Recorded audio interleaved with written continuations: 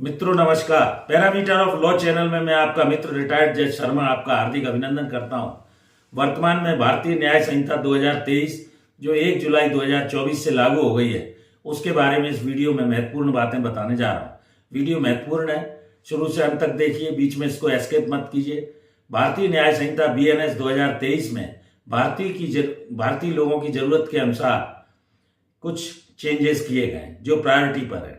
British कानून जो था वो अंग्रेजों के समय का कानून था और सन 1860 से इंडियन पीनल कोड चला आ रहा था, लॉर्ड मैकाले कोड था।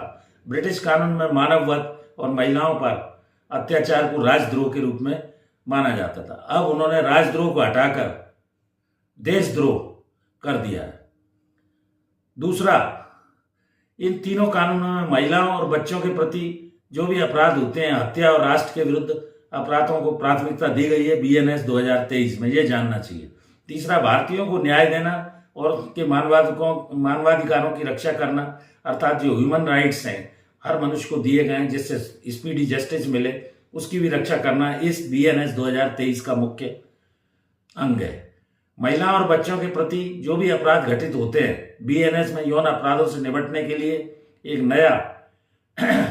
नई व्यवस्था दी गई है, जिसमें अगर नाबालिग लड़की के साथ कोई रेप वगैरह करता है तो उससे निपटने के लिए उन्होंने बलात्कार और पॉक्सो जो एक्ट है बच्चों के साथ, उसमें सुसंगत व्यवस्था कर दी है। आजीवन कारावास और मृत्युदंड तक का प्रावधान रखा गया है।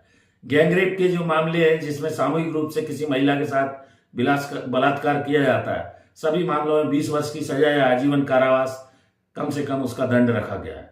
18 साल से कम जो उम्र के बच्चे हैं उनके साथ अगर स्त्री के साथ कोई सामूहिक बलात्कार या अपराध किया जाता है तो उसकी एक कैटेगरी अलग से बना दी गई है।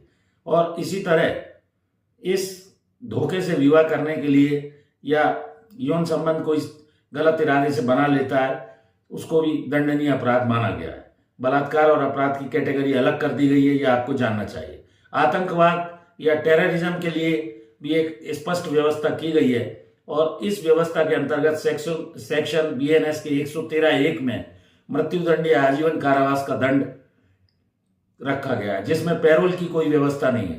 अर्थात बीच में जैसे कैदी जेल में रहता था तो वो पैरोल की एप्लीकेशन जेलर की तरफ से लगवा देता था। आतंकी अपराधों की श्रृंखला बनाई गई है। सार्वजनिक सुविधाएं या निजी संपत्ति को नष्ट करने जैसे अपराधों को एक अलग उसमें शामिल किया गया है। दूसरा महत्वपूर्ण जो व्यवस्था है उसमें ये रखा गया है कि व्यापक अगर कोई हानि हुई है तो उसके तहत उसको दंड दिया जाएगा।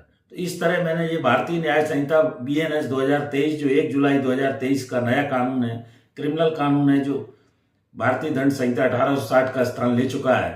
पुराने कानून तो इंडियन पीनल कोड 1860 के अनुसार ही चलेंगे, लेकिन नए कानून जो अपराध 1 जुलाई 24 से या उसके बाद हुए हैं उन पर ये नया कानून भारतीय न्याय संहिता लागू होगा। और ये मैंने महत्वपूर्ण जो व्यवस्था बताई, भारतीय की जरूरतों के अनुसार कुछ चीजें बदली गई हैं, ये आपको जानना चाहिए। जुड़े रहिए इसी तरह की जानकारी के लिए पैरामीटर ऑफ लॉ चैनल से। धन्यवाद। इस वीडियो में यहीं तक। Thank you for watching this video.